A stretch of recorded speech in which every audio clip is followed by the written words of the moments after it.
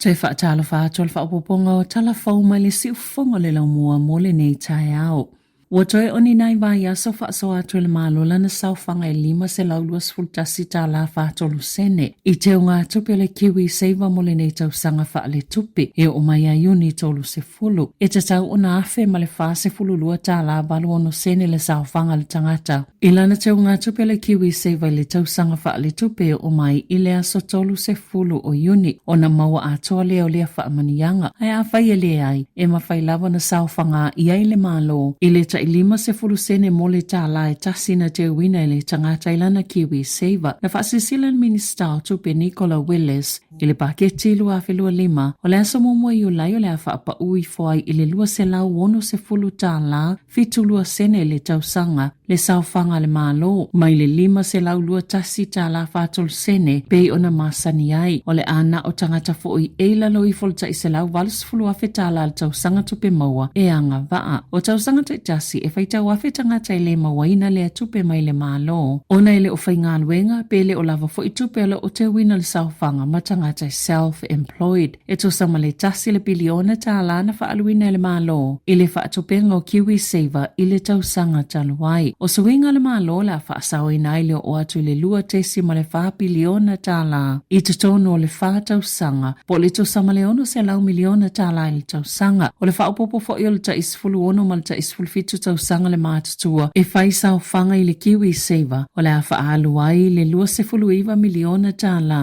i le silia ma le whātausanga po le 7 miliona tā la i le tausanga.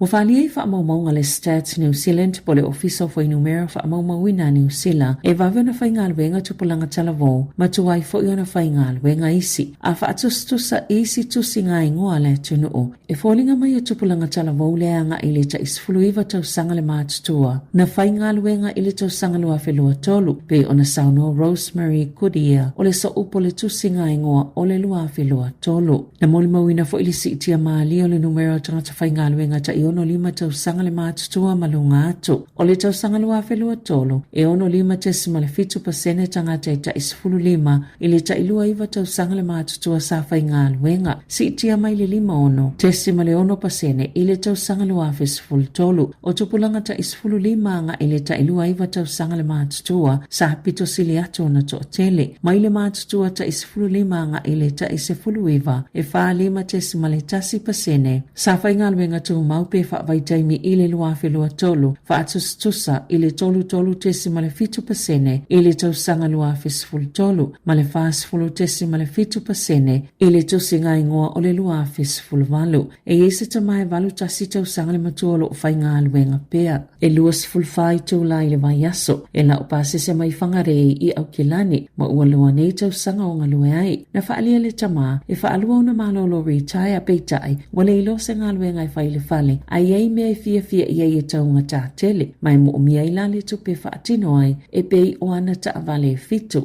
o lo o lava fo ilo na malosi, ma mawhai ona i a whaile ngā luenga, ma ele se mafo anga o le ano foi, ma le ngā luenga. O la whaamalo si atili le malo le tula fono le ufauto ina i whaasala ina i a mionga o le tuli loa ma whaafefe pe tau whaamatau e whai e se isi tangata. E 5 tau sanga i whaasala ina i tangata e whai ale sol tula fono peona i ele Crime Legislation, Stalking and Harassment Amendment Bill. Pe a whai e whai ani soli tula fono se tolo i e tu ai ngā mionga i te tonu le tau sanga e tasi peitai o le oto e whaapa uifo i le lua mionga sol tula fono i te tono tausanga e lua. Na sauno le minister o whaamasinoga Paul Goldsmith ua talia le malo le asuinga o se tasi o fautuanga na io ina le komisi whaapalemene e talia i finangalo tustusia e ono se lauma le valo ma finangalo fonga ina pe ona whaalia na io e vaenga whaopwhaia le malo e awhia le National Act ma le New Zealand First i asuinga ma salangolango fo i le Labour, Greens ma le vaenga whaopwhaia Maori i asuinga na fautuaina le komiti peitai na o lātou whaalia i elo lātou talitonunga e mo umia nisi teuteunga i le lumanai o lo o awhia i suinga le whaalau te lenga o le winga o le whaatinonga o a mionga nei ina ia tuu i ai ma le doxing po o le lolo minga leo se whaamatalanga i winga li tangata le tulilo aina ina ia whaamatawina ia mawhaiona polo ina le whaamasinoga masnonga le whaalea o ngā ina pe whaaleanga fo i o ni ata na pu e ina o stangata sa tuli loa ina whaatasi ai manisi suwinga i le teunga o le pili.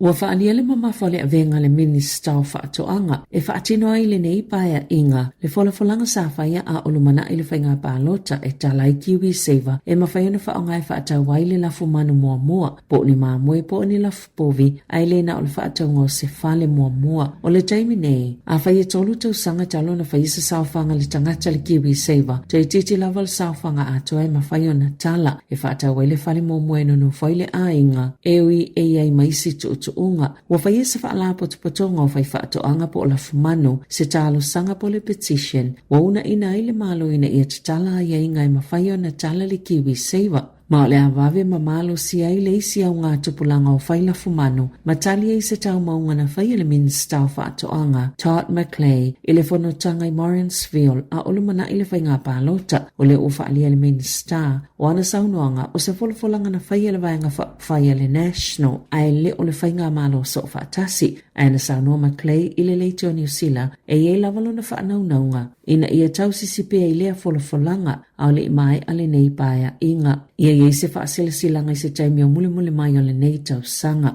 O le whaalinga le taita i whono le whaala potopotonga lau whaila fumanu, Richard McIntyre, o suwinga nei, o le afso santele i whaila fumanu talavou, ia mawhai o na wawea ngai iluma, a la tau pisinisi. Wala pata ina leo tangata New Zealand ia maatala ini tangata i telefoni atu mawhailo atu e whaapea o ni wala au mai leo. Sa whaalia le sui te itai su e si ni ai wai te mata o whainga e whai e tangata i ta wai leo. O lo tau mawhai e awa tu wai whamatalanga patino o tangata o le pipelo po lea fo i whainga tau whaase wali e mai. E whaapea ieni su e ngai whaatatau se mea tau tino o le tangata le tali ina le telefoni na o la tau mawaina e pe o tau sifolau o na fesili lo lea mo whaamaunga o lea tangata na loka ina leo ni tangata le tau sangatal wai mo se tau whaasise e whaapea. Na o fiei nisi tau whaavalea na whai i tangata e Tala i tuani a la tau tupe ma o se vaenga o le suenga leo peitai o le fautuanga leo a mau se telefoni whaapea ia vave o na tape ma e te tau fo i tangata e vili atu i ele au tau whaase o na manatua a tonu e whainga tā tele o na talitonu ina le Tala le vili atu wai le tangata ma whaafulinga o ia o se leo. O le Tala le tamaita i lena whaase fulu tolu o na tatala i tua ma le whale pui. E ala o na ngaoi mai whale o loa ma supermarketi. O na o le tausinga o ia ina ia ola. E le mawhai o na tausi o ia le ta i se laulua sifulu tala na te mau mai le wins i le vai aso. Pe o na whaali ai Bianca Crystal Thomas i leo. I le taimi na lokai ia au kusol tausanga talwai. E tele maasina na whaatino i Bianca lua tolu tausanga le matua le whaatu munga o kololi le supermarketi. Po o le na o oloa i tutono o na ofu i Hamiltone po au kilani e au noa malona tutongena o ia oloa na whaamawina le whaamsino no wild kokurulo i le taimina la wailo na whaasalanga le whaamsinonga wa i teo malo Hamiltone i le aso ana nafi e whaasfulu tolo na titala i tua Bianca ma toi soli la vale to la fono i taimi umana titala ai na sauno le whaamsino i lea tamaitai e paule au wala e tu wailo na ngaoi o le loka i na loa e tusa ma le se fulu wafeta la le tau au ai o loa na ia ngaoina e au fi tau mafa ma o loa mo le ainga o lava ma le penisini i le vai o lai ma te sema sa whaasalaina le whaamsino le tamaitai mo maasina e luas fultasi i le whale pui ma se ia lo na leisene aveta avale mo maasina e ono. Na maliu se taulele Australia na manu malo i le 2.2 miliona tala i le Lotto Powerball a onofo i New Zealand na avea Josh Winslet ma milionea. Ina ua manu malo na pepaloto a onofo le moto i saute i le lua fesfulvalo. Peitai na vave lava na to sina i eitangata siselo na manu malo. Matango fia ai fuala au whaasaina. Sa whaia seos whainga leo i Australia le tau sanga lua filos fulu. Momoli ai Winslet i lona sapalainga whalau whaasaina o le MDMA whapeai malona umiai no sefana e le laiseneina. Sali potia le tae la salua le Daily Mail Australia le maliu ai o lea tau lea ona o ni ngase mai le tele o lona whaongaina o whala au whaasaina.